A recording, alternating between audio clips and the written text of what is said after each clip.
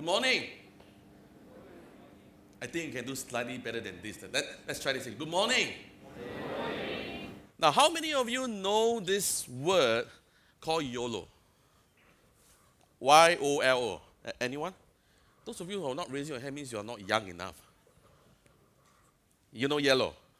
Now, let me ask you a very simple question. A true or false question. All right? Just one question. You only live once. True or false?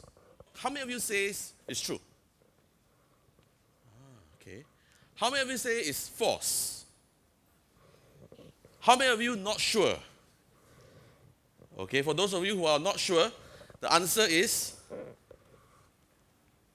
false. Why? 投胎. 投胎means reincarnate. Because you only die once. Today's my topic is on 3R, not reduce, recycle, and reuse. But basically is to reflect, refresh, and renew. So, we want to establish the fact today that you don't live once, but you only die once. Because you live every day. And because you live every day is a renewed day. Now, I start off this whole session to let you understand that, all of us here today, every day when we wake up is a brand new day. And if it's a brand new day, how then can we live this brand new day? So let me very quickly give a very quick introduction about myself. So give me maybe about 2 or 3 minutes of air time to brag about myself. Is that okay? Yes? Yes, no? Yes, huh? Right now. In 2001, I was Singapore National School bowling coach, one of the youngest bowling coach in Singapore. So anyone bowls here? So if you ask me what is my highest score, I managed to hit a 300.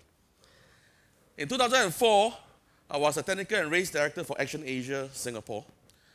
Those that run adventure races in Singapore, technical races in Singapore, and I was a technical advisor for Amazing Race. So if you know the show Amazing Race, do you know Amazing Race? You all look so lost now. I'm a bit worried now. I got my diploma in sports and sports marketing, sports science and sports marketing. I set up Agape Group Holdings as a founding member. I took my degree in business administration. I was appointed as CEO in 2007 with Agape Group Holdings. And then the list goes on, and my latest achievement on the belt is the Commonwealth Patron Award. Now, I have told you this because these are things that you can probably Google about me. But today, I'm going to add in an advantage for you. Since you are on this TED Talk, I'm going to add in a very good advantage for you. I'm going to tell you things that you cannot Google about me. These are what we call 32 years of achievements. But these are 32 years of other kind of achievements. I was born in 1985. Thankfully, I have 4 limbs, 1 brain, 5 senses. So pretty normal. If you don't have that, you let me know. I was diagnosed with this thing called IBS, irritable bowel syndrome. So basically, I can't take anything to do with milk, chili, spice, coconut. So basically, cannot take a lot of things. 1997, I took my PSLE. Do you know what's PSLE? Yes? Primary School Leaving Examination. So I scored a pretty outstanding score of 189. And I'm always telling my friends and my students that I'm one of the most outstanding students in school. Because 90% of my time, I'm outside the class standing. Therefore, I'm outstanding. 2002, I took my O-levels. I took a good score of 38 points. That's where I realized that in O-levels, the higher your point is, the not so smart you are. So a little bit too late. 2005, I had my slip disc surgery. I have a 5 cm implant at the back of my spine. So each time when I go to the airport, you know what will happen, right? The machine will sound that I have something on my body. I was diagnosed with lymph node cancer in 2007. 2007, I lost business $500,000. 2007, I call it a shit year. S-H-I-T. It's a shit year. 2009, I was diagnosed with heart failure. I always remember in 2009 when I was in Jakarta, I was doing a talk, and I got every one of them to stood up and raise the hand. So when I raised the hand, I collapsed. And the best part is this, some of the members of the audience collapsed at the same time because they thought that they are supposed to do what I do. Then, 5 minutes or 3 minutes later, they realized that I'm motionless. That's where I found out that I was having a mild heart attack. 2009, I was accused and investigated for a corruption charge in Singapore. Someone accused me for giving money or giving kickbacks to a government official. But the case went on for about a year. There were no evidence. There were no wrongdoing. 2011, I did my heart bypass. 2015, more recently, I was diagnosed with this interesting disease called CTS, carpal tunnel syndrome. And I upgraded my spine implant from a 5 cm to an 8 cm. So from your iPhone, from iPhone 4, iPhone 5, now I have an implant that is 8 cm. CTS, what is CTS? CTS is a very common illness in the future, especially all of you that are sitting in this auditorium. You know what's a CTS? It's where you keep using your mobile phone to a stage where your muscles on your hand get weakened. Then you have to put the implant in your near the muscles of your thumb. Now, what do I do today? Today, I run an organization that looks at the future. Some of us may know me as a Chief Executive Officer for Agape. We have sold Agape. Don't ask me how much we have sold it for, but I run an organization called Future Ready. What is Future Ready? As the word suggests, future ready. How do we help our stakeholders? How do we help our young people to be future ready? Then I run a consulting firm. I run a charity organization. And I have what we call a CCA, an extracurricular activity that is not paid. As the regional director of ICY, as well as the youth ambassador for Asia Pacific. Why am I telling all this in the last 5 minutes? Because today we want to talk about this big word called credibility. All of us here today, we are young. We are probably in below 20s. We have a long runway to go. The question asked ourselves today is, how do we build your credibility for the future? The buzzword today is future. The buzzword today is disruption. So how do we, or you as young people, prepare yourself to be credible and to prepare yourself to be ready for disruption? So what is credibility? Credibility to me is about your credential plus your character. Having credential is not enough. Why? Because having credential only gives you a passport to the world. But for you to be successful as a person, as a leader in your industry, you need to have both the credential and both character. Why? To prepare for what we call tomorrow. Or more importantly, a bigger way, how do we be ready for the future? So now, the topic given to me was 3 R's. Reflecting yesterday, renewing today, and refresh for tomorrow. But let me add one more R. Are we ready for the future? So what is really in the future? Can any one of you tell me what do you think is the future? Anyone sure of your future? Raise your hand. Oh, it's quite scary that nobody knows what's your future. Who are in the future? Who are the people that is in the future? Now, over the years, over the last 50 years, things have changed so rapidly that some of us may not keep up to the future. Some of us may not even keep up to today's present. We have changed so much that in the past, we used what we call phone with a line. But today, we have cordless phone. 70% of our household today has phones, main line at home, landline at home, but 30% of household today probably use a mobile phone as a landline. So things have changed so fast. Today, the future people don't really wear watches. Why? Because everything is integrated on your mobile phones. Your reminders are on your mobile phone. Time is on your mobile phone. Photos are on your mobile phone, and everything is your mobile phone. So we call it a smartphone. And I always tell young people today that smartphone makes us look stupid. You know why? Because today, majority of us that's sitting in this room probably would not know what is your mobile number. Let me miscall you. That is my number. Majority of us will probably not know how to memorize numbers like your parents. Your parents are very good in memorizing numbers. Things have changed so fast that information from an adult is easily available on Google. And therefore, your best friend today is Google. Everything you need to know, you just google.com, it tells you everything.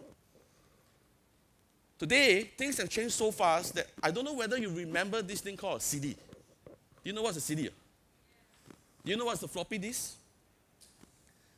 Do you know what's the size of a floppy disk? Okay. Do you know what is the size in terms of the data size? Or what is the space of a floppy disk? 500. It's only 3.14 megabyte. Things have changed so fast from 3.44 megabyte to what we call a CD, which is 500 MB in the past. And today, nobody uses CDs anymore. Majority of us are using, let me see whether you're old or young. Majority of us are using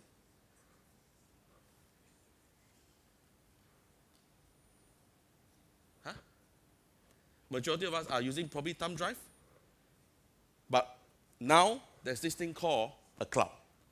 All our storage are in the cloud because it's accessible, and technically they say that it's safe. Things have changed so fast that I think majority of us here can't really do cursive writing. How many of you can do cursive writing? Okay, good. This is a very good tool, especially you write love letters. So please make sure that you keep on writing. Today, majority of us here are going to what we call digital writing. Everything is computerized because of one advantage. You do not need to be good in your English and your spelling because the spell check helps you to do so. Emails are what we call the new snail mail. In the past, we sent messages by posting. Today, majority of us send messages not by email, but by instant messaging. Things have changed so fast. Everything that we do in the future is going to be transmitted by what we call a portable handheld devices. And all our computers and laptops is going to be in museums. This is what is going to happen in the future. Even cartoon characters have changed. How many of you have watched this cartoon called Angry Bird? Angry Bird, anyone? Okay. How many of you have watched Sesame Street? Okay. How many of you have watched Muppets? Muppets. Okay, very good. Now, do you know that Angry Bird is a combination of Muppets and Sesame Street? Let me show to you. This is how it looks like. Muppets and Sesame Street will give you Angry Bird. How many of you have researched this thing called Maslow hierarchy of needs? Raise your hand. Maslow hierarchy of needs. Now, Maslow hierarchy of needs was developed in 1954. All right? These are the few layers. You have your first layer, your second layer, your third layer, your fourth layer, your final layer is called self-actualization. Majority of young people today that are sitting in this room probably have reached some form of self-actualization. Because now I think I can sense that some of us are zoning out. We have reached the stage of self-actualization. But things have changed so fast that the Maslow hierarchy of needs, I've decided to change the Maslow hierarchy of needs. Now, the most basic thing that we need to have is Wi-Fi. You can live without food and drinks and play, but you cannot live without Wi-Fi. That is in 2010 where internet was booming. Wi-Fi was the key highlight. Things have changed over the years so fast that Wi-Fi is no longer your basic needs. Because Wi-Fi is fast enough, but your mobile phones are not fast enough, or your mobile phones do not have the capacity to last as fast as you. So therefore, your next basic thing was battery. Therefore, every one of us here will have a battery bank or power bank. Last year, something hit Singapore. You can live without food, you can live without drinks. But you cannot live without Pokemon Go. Last year, everyone, they can lack sleep, they can lack food, they can lack everything, but they cannot lack Pokemon Go. They go around catching Pokemon Go.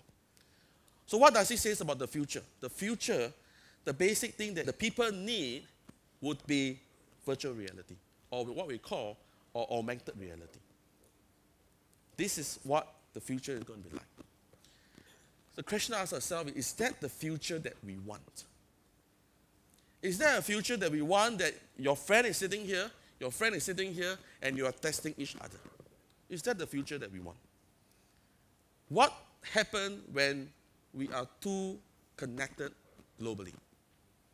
When we are too connected globally through the internet, you realize that we are disconnected in our relationship. And that's the fact. So, what is really in the future? Now, in my pocket, there is a $5, right? $5. Any one of you that can come to me and give me a high five, this $5 is yours. Wow, okay. What's your name? Yuval. From? Israel. Now give him a round of applause. Come. Now this is yours. No, it's yours. It's yours. Now in my pocket, there is a $10 note here. Any one of you can come to me and give me a high five. This $10 is yours. Wow, this is really fighting, huh? Now, congratulations. Give her a round of applause, come.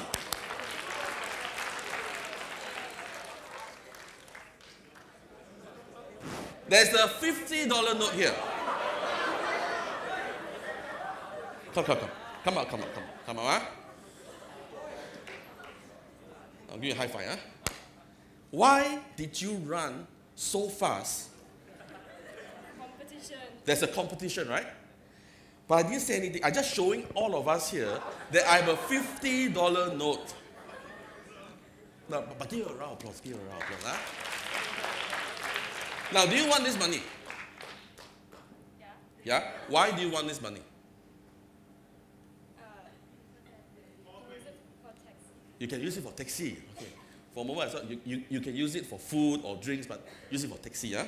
Now, today, if I'm going to fold this money and crush it, do you still want the money? Yeah. Why? Same value. If I'm going to step on it and this whole note is so dirty, would you still want it? Yeah. Why? I can clean it. But the truth of the matter is this. We were too late. The fact is we were too late. But give her a round of applause. Let me give you something. Can't give you $50, but I'll give you a book of mine. Thank you so much. Thank you. Let's give a round of applause. Huh? Now, I'm going to throw this $50 note. Who wants to be in that direction? Wow. That's a lot, huh? But guys, let's face the reality. Let's face the reality. The reality is opportunity only comes once. That's the fact. The future doesn't wait for you. You must still move. You can move slow, but you cannot stop moving. Because the moment you stop moving, you are behind times. Opportunity only comes once. Maybe sometime twice. This guy came, give me a high five. He's the only one that stood up, go, get, and grab. He go, he get, and he grab. That $5 was his. Then we give you a second chance. 3 of them came, give me a high five. When I did the third one, when I show you the $50 note, what happened? Well, all of you are super awake. And some of us are fighting for the $50. But you realize that the opportunity is gone, long gone. Today, those of you who are sitting in this room are probably waiting for a bigger opportunity. But the fact of the future is there is nothing called a bigger opportunity. Whatever opportunity that comes to you, you either go, get, and grab. Why? Because no matter how big or small the value is, there's an opportunity. And more importantly, if I were to crush the $50 note, if I'm going to dirty the $50 note, all of us still want the $50 note. Why? Because there is a value. And therefore, every one of us sitting in this room, we cannot tag you with a price tag, but you must remember that you have a value to the future. So what is future ready? Future ready is not about being futuristic. There's a big difference between future ready and futuristic. We are not training you to be futuristic. We are not encouraging you to be futuristic, but we are encouraging you to have an attitude of forward thinking, visionary, and action. How do you change, or how do you turn your vision into action? So I give you 6 pointers. 6 things that we all need to do in order for us to be ready for the future. You can reflect, you can renew, you can refresh, but the question asked yourself is, are we ready for the future? 6 core values that I think that we are lacking of in today's society to be ready for the future. Number 1, inclusivity. Do we include friends for all sorts of life in our network? Whether they are handicapped, whether they are intellectually disabled, whether they are smart, whether they may not be that smart, whether you involve the elderly, whether you involve people from other nationality, other races, other religion. Are we inclusive in our network? Because if your network is only with the people that you think is worth your network, then let me tell you that the future is going to be gone for you. Why? Because in the future, we need to be inclusive. The second thing is about the interplay of discipline. Some of us here are good in certain skill set. You may be good in science, you may be good in singing, you may be good in sports. We can be jack of all trade, but we cannot be master of none. We can be jack of all trade, but how do you be jack of all trade and to discover the master of one or two? You may be good at cooking, you may be good at science, you may be good at sports. How do we interplay this strength of yours to form a core strength? That's what we call an interplaying of discipline. The third thing is applying knowledge into action. Sad to say that the things that we do today, or the things that you study today, will be obsolete when you graduate. That's the fact. What you study in the uni in the future, the moment you get out to the world to work, is probably obsolete. Why? The world is moving so fast, or the future is moving so fast, that we don't have time to apply knowledge into action. And therefore, it is important for you today as young people to be able to apply knowledge in action when you are still young. Why? Because it's relevant right now. Fourth, value or meanings. How many of you drink Starbucks? Raise your hand, Starbucks. How many of you drink Coffee Bean? How many of you drink your canteen coffee? How many of you drink coffee shops? Drink coffee shop, huh? Something is wrong, huh? How many of you drink coffee in the coffee shop? Okay? Now, so for those of you who drink coffee, you realize that every one of us here have our what we call preferences in coffee. For those of you who love to drink Starbucks, the reason why you drink Starbucks is probably different from your friends who drink Starbucks. And therefore, in order for you to be future ready, we must value meanings.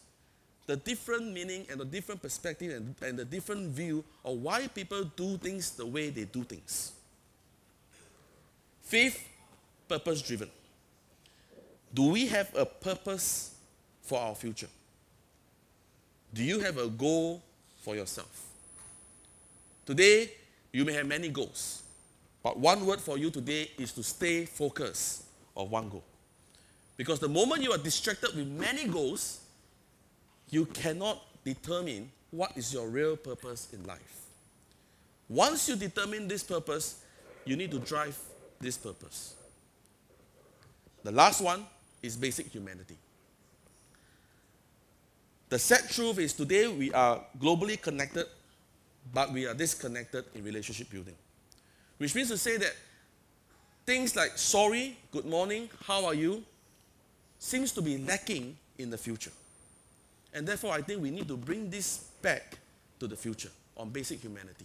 How do we show empathy? How do we greet? How do we feel remorseful? How do we have a face-to-face interaction with real people? If you think that you are WhatsApping your friend or sending a message on social media, that is communication, then let me tell you, you are wrong. True communication is about having a one-to-one, face-to-face interaction with a person with a handshake. Today, handshakes are lacking. Today, sorries are lacking.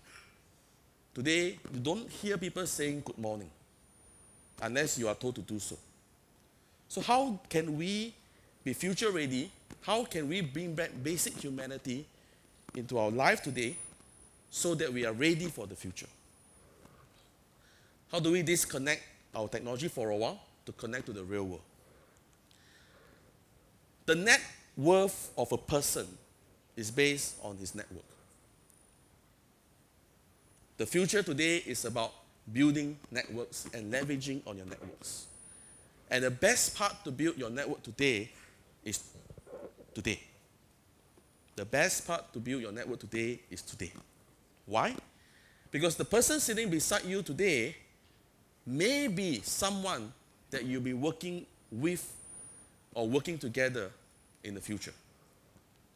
So the question to ask ourselves is, are we prepared for a future? Are we prepared to embrace the seemingly endless possibility and opportunity for our future? And that concludes my talk. Thank you.